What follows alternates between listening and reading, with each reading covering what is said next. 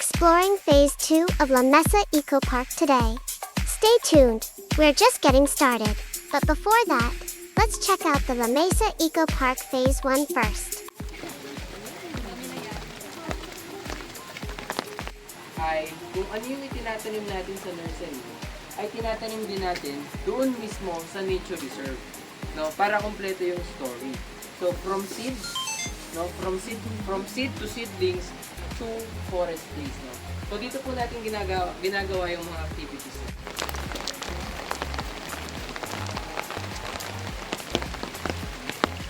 Kasi even though mag-stop yung rain, pag humangin, parang it feels like umuulan pa rin sa ilalim. Para kasi siyang umbrella-like yung shape niya. Diba? So that's really nice. So that's why, dun sa kanya mga branches, may tumutubo pa rin ng mga halaman. Kasi nga, moist and wet pa rin siya. Kahit nag-stop na yung ulan. Wala, ito na yung activities, guys. Yan siya.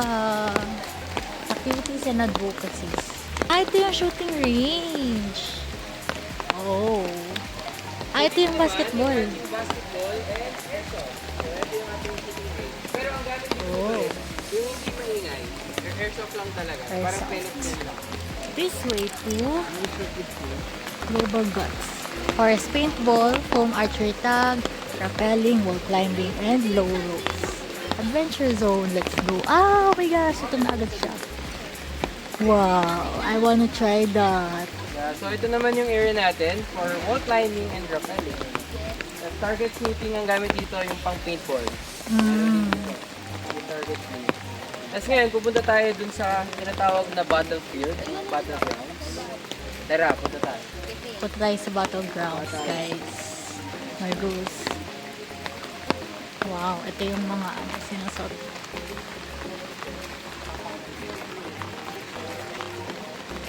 So guys, ito na yung area natin ng Global Guts. So yung baba, yung battlegrounds or battlefield na tinatawag, dito naglalaro ng paintball. Pero dahil umuulan, hindi tayo pwedeng maglaro. Sa mga gustong Lipin mag-try. natin, guys, kung Kasi, saan sila naglalaro. Oo, bawal maglaro kasi naulan. Siya, wow, ang saya. I wanna try.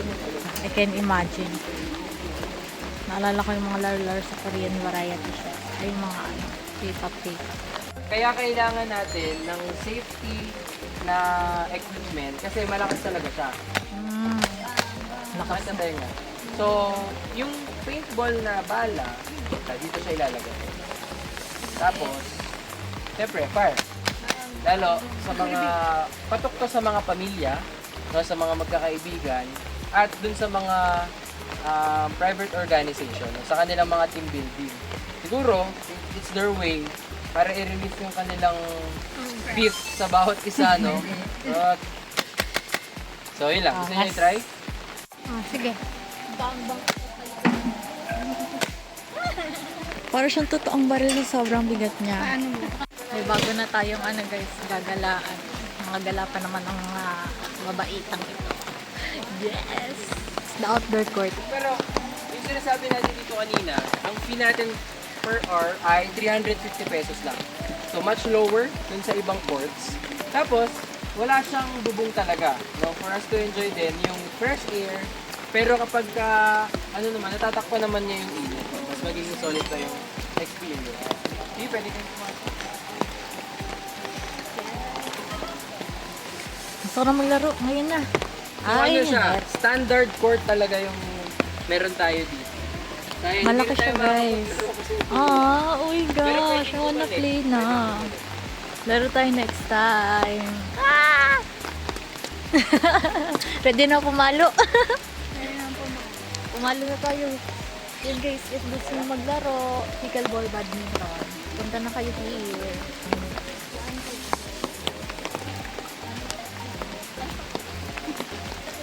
Sige, pwede tayong pumasok sa ulo. Malaki siya. Ay, ang ganda. Spacious. Very spacious. Pagkang maraming Mamaya namin i-explain ko. Doon sa yeah. Maluwag siya. In fairness. Kasi ito yung view niya.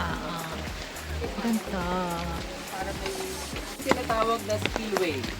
So, part siya ng parts ng dam. No? So basically, dahil po si Lamesa Eco Park ay wala po siyang gate. So kaya po pag may nag-post sa social media na tumataas na yung tubig sa Lamesa, nagbubukas na sila ng gate, yun po ay hindi totoo. No? Dahil ang Lamesa Eco Park, ang Lamesa Dam po, kapag nag-spill siya is through gravity. So meaning, aawas lang yung tubig sa kanya. No, ganun po nakadesign ang Lamesa Dam. Kaya naman po, ito pong parts of the dam na ito is the spillway. So Spillway. ito po ang spillway ng Lamesa Dam. Maluwag, ang laki niya. Saya. Saya tumambay dito lalo na pag mahangin, refreshing. Yan, kung gusto nyo lang mag-relax, magtambay.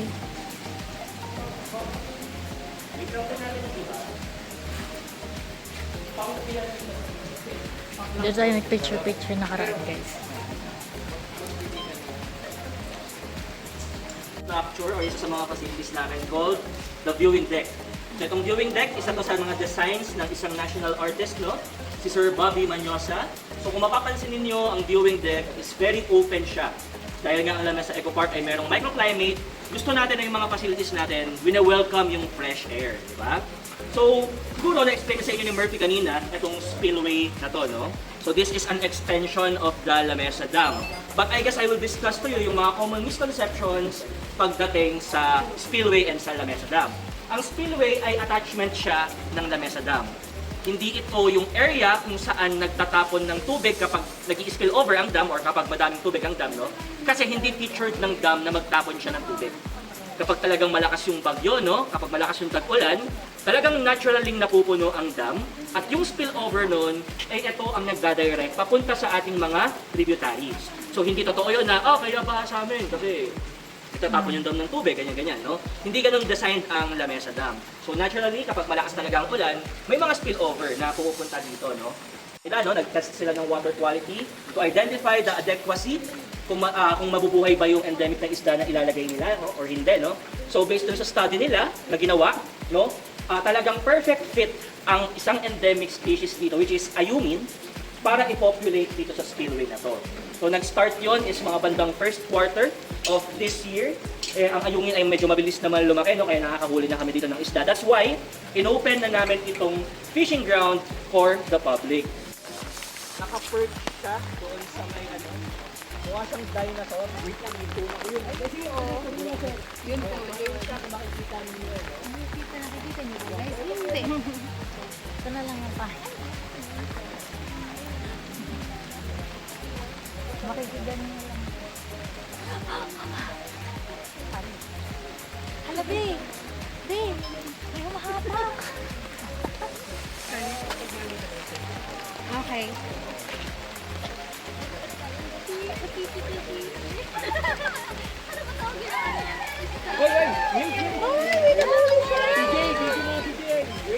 Galing mo na ng konti, galing mo na ng Okay, si ate ay Mike,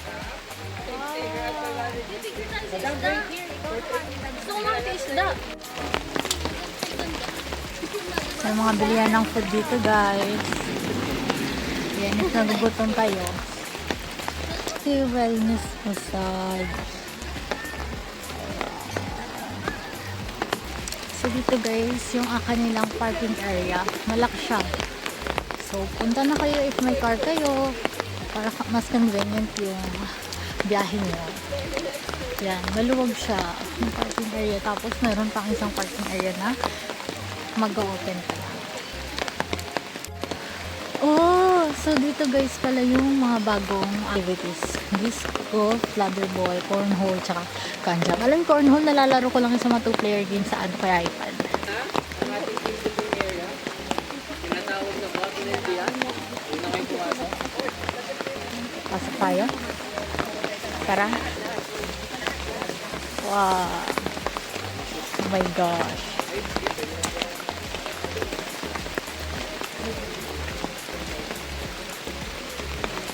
Siya.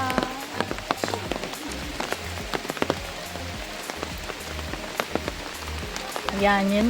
Ay, you wanna try? Hi. May ganito pala itsura niya sa real life. Tapos ito, disc golf. Yan yung area niya. Hello! Ang galing.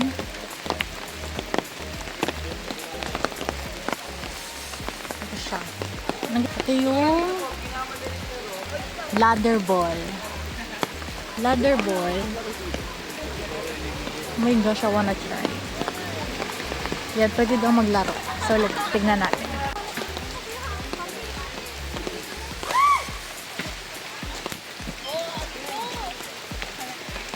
So guys, ito na.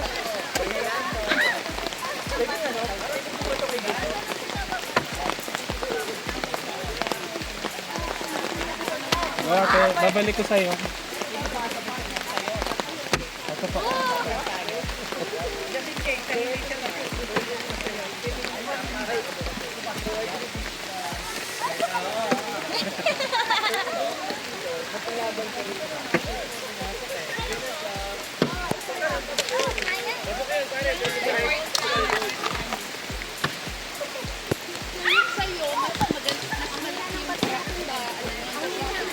Okay? So guys, sino gusto manalo ng cup? Make up daw, pila kayo dito. Tapos nakashoot isang cup. So, kahit maulan guys, sobrang saya pa rin. Oh my gosh, punta na kayo dito.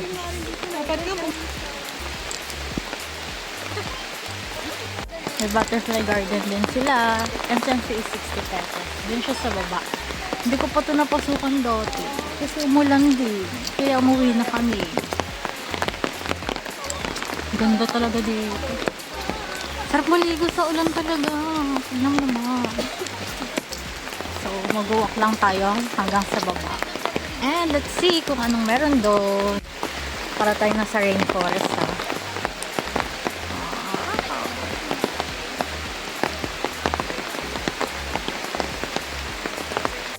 Sabi ng signage, look up.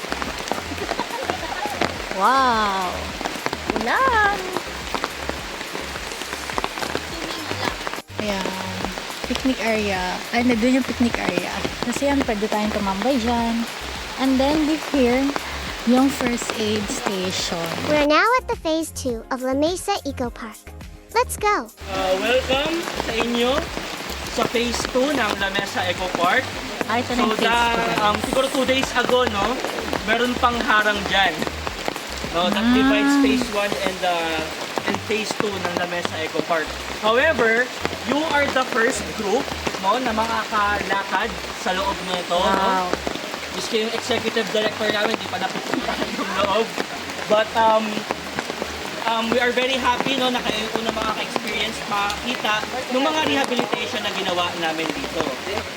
So dito, meron tayong 4 na food concessionaire, no? Food 5 concessionaire, food concessionaire. So isa dito, sila Kuya Baet, no? Sila naman specializes sa mga ihaw-ihaw. Yan. Kaya ang hirap maglakad, ang bango kasi. Nakakatakam. Usually, ang ginagawa dito is yung mga nagpe-paint ng nature kapag may mga yoga sessions, Ah, wow. kapag mayroong mga maliliit na gathering, no, ginagamit itong space na ito. Ayan, so, Wow, ang sarap. vendors natin, Juice and mga Park. food merchants natin, no? Sila Juice and Park, na nag-offer ng iba't ibang klaseng fresh refreshments, no, para sa mga park goers. Yan. Sa Eco Park, no, sumusunod tayo sa ordinance ni QC regarding sa plastic ban, no? And in-adopt din natin yung Executive Order number 3 whereas, no, minimize namin lahat ng mga single-use plastic. No? So, nandito yan sa mga merchant guys, no, regarding sa Sarap. So, meron din tayong ino-offer, no, isa sa mga food merchants natin, si Sunshine. Hello po. So, Morning sila, po. nag-offer naman sila ng mga silog meals dito sa phase 2. So, again, kapag bumili kayo sa kanila, kayo yung unang customer nila, no? And si Sunshine, meron niyang pa-surprise. No? May pasabog yan kapag bumili kayo. Basta mag-shine sa sabog. Huwag yung sasabog yung literal. Food Yung drinking. street food natin, no? Si Madam Leia, ang ating mga food merchants natin dito. So, may pa-freebie din kayo, ma'am, di ba? So, kapag bumili kayo sa kanila. Kayo yung magiging first. Kape sa parke. Pero nandun sila sa taas, no? Pero nag-extend sila dito sa baba. Today, cater for customers. No? So, ito yung papel isa sa mga pinakamasarap na kape na tikman ko. So, you are free, no, mamaya na tikman yung kape nila. Sir Joel, may pag-pili ka ba dyan mamaya? Meron. So, kayo din yung unang customer nila. Yan. Oh my gosh. Ang ganda. So, this flower here, Wow. hindi pa yan ayos, no? No, na area sa pinupuntahan, yung mga tao. Ganda, oh my gosh. Para nakikita ko to dati, nung mga high school pa ako. Hindi pa to ganito. Pinopakita na namin siya, no? Para pagdating ng summer next year, talagang namumulak-lak na. Yung mga Ayan. alam. Nagtanim na sila ngayon guys ng flowers para daw sa summer next year is namulaklak na yung mga flowers. So, yan. So, punta na kayo dito next summer. Pero if fun na pumunta ngayon, go.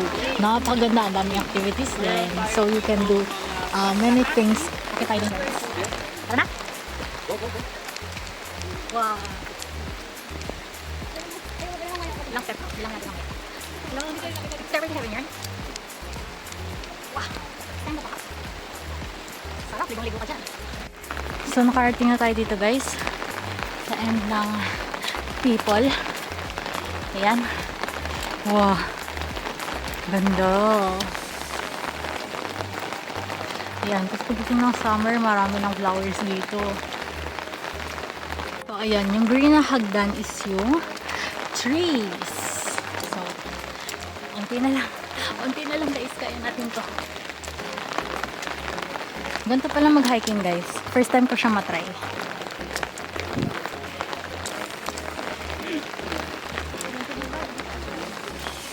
Wow! Ganda.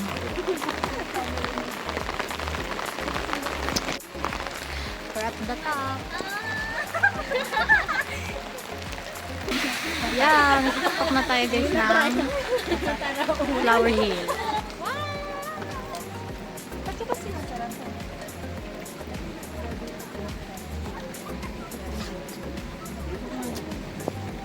So, yan guys, pababa na tayo.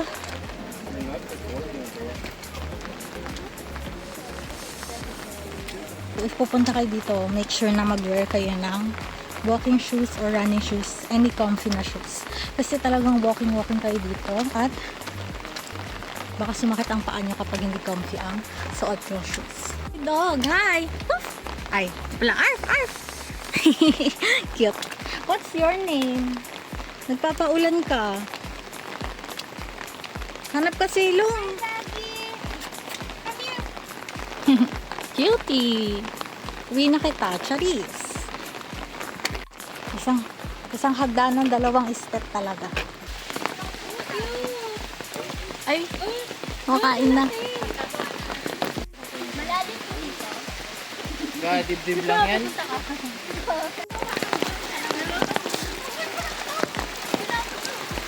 Neptune is the Romans version naman ng God of the Sea. Counterpart siya ni Poseidon na nagsumpa kay Odysseus. Saan ka pa na dumakay ng Odysseus? Diba? Bago palabas ngayon. Ngayon, itong statue na to is actually extension siya ng mga statues na nasa Balara. Kung kayo ay nakakapunta sa Balara, no, sa QC, no, may mga ganitong mga statue din ng mga Roman gods, whereas yung isa ay nilipat dito sa Lamesa. So ngayon, for sustainability, no, last time nung nililihap namin to, madaming burak kaming nakolekta dito sa loob ng lagoon. So for sustainability, no, magamit namin siya for planting. Yung nakikita nyo yung mga lupa sa likod ninyo, hanggang dun sa dulo, lahat yan is yung mga nakolekta naming burak. So ginawa namin siyang soil, ginawa namin siyang substrate, no, para matanim yung mga ornamental plants. So lahat yan ay galing dito sa lagoon. Okay? Yan. So I guess yung mga nakakapunta na dito dati, no, ito yung dating orchidarium ng Lamesa Eco Park, which is now matatransform siya as the Quezon City camping site. So si Quezon City government, with the tourism department and also yung parks development nila, no, department, meron silang project to transform this, no, tapos na sila mag-survey, Ngayon, sisimulan po yung project on the fourth quarter. Sige po. Wow! Yan. So this is our last na stop, no, sa tour natin dito sa phase 2. Ito po yung tinatawag natin na amphitheater. Yan. So ngayon, ideally, no, dito ginaganap yung mga malalaking events dito sa amphitheater. Nagpapatuloy ng mga activity na medyo maingay para at least hindi mabulabog yung mga ibon. So, dati kasi may record, no, na parang nagla-live band dito. Is parang mga music festival, no, pero as part of our advocacy, no, hindi na namin siya masyadong tinutuloy. So, more on people-centric activity na lang yung ginagawa namin na medyo very less lang yung noise level, no? But at least, people or large group of people can enjoy the big space na ito. Yan. So, Nice shot! Come and visit the La Mesa Eco Park Phase 2 starting Friday, the 31st of July. The La Mesa Eco Park is open from Tuesdays to Sundays, 7 a.m. with a cutoff at 3 p.m. For news and updates on biodiversity, like and follow the Facebook page of the La Mesa Eco Park. La Mesa Eco Park is now under the stewardship and management of Manila Water Foundation.